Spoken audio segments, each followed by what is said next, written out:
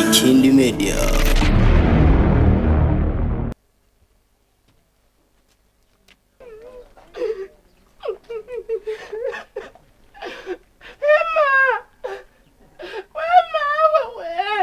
Urakamamata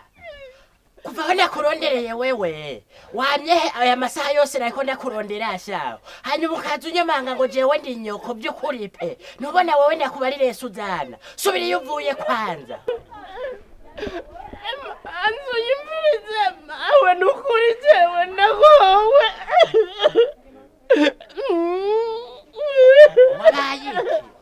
wabaye iki wewe kutavuga urumva mawe vise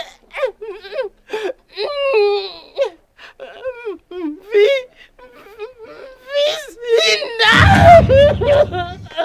noneho birabuze umutida uri mwijuru ngufise iki numfashe mawe nukuri ndagowe ndakeye ko mana uri mwijuru mbega yemwe ndagikwigwa hega mukama ewe Suzana urambereye satani aho rero amafaranga twakurihiye ntuze weya ahahereye ngaho ga mukama nukuntu nari nizeye kugiye kuronka diporone aha amashure yawe ahereye ngaho ga mukama yewe jewe naragowe niyagisida yanguye ko mawe utibiki wigisita uragasitugirwako yamarashaho nkabibona uzengana na rujya rugabo wewe nakubaza ngo na mapenzi nkiyumvira shaha ayo mapenzi tuzoyakoza wewe kandi utari umufundi ingeso wawe araza ayo mapenzi yawe ube warayegeranije shaho niyagukuza mwayo menyo ndagahanwa na Yesu Kristo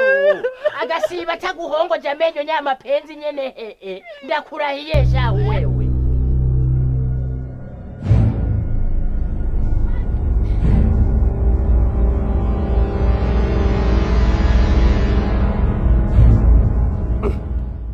Zofina nibiki ko wigonye wewe reka mutama wanje aha turambaye baramukama ndiko ndadegedwa mukama mbega yemwe ndagikwigwa kudatobora habaye n'umuntu yapfuye canke habaye atari wa mukobwa wawe Suzana mbega yemwe ndagikwigwa ijuru rirankorokeye ko mukama Suzana yabaye iki Suzana yoba yapfuye emwe ngo afise amada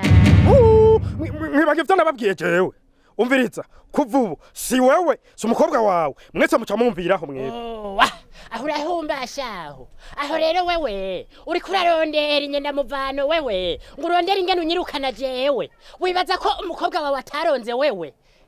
wibaza yuko ngo njahejewe aho urahumbashaho umviriza je navuze nahejeje umukobwa wawe yakunaniye guhindero si wewe si umukobwa wawe menye yo mujana urumva ntavyo kunsubiza mu gihe na Yesu Kristo Suzana akagira ahantu hajashaho ubu zirahinduye imirisho Suzana nta uvuze ngo iki gayo Zofina ntunkoroge aho rero ugomvye kuvuga ntunkoroge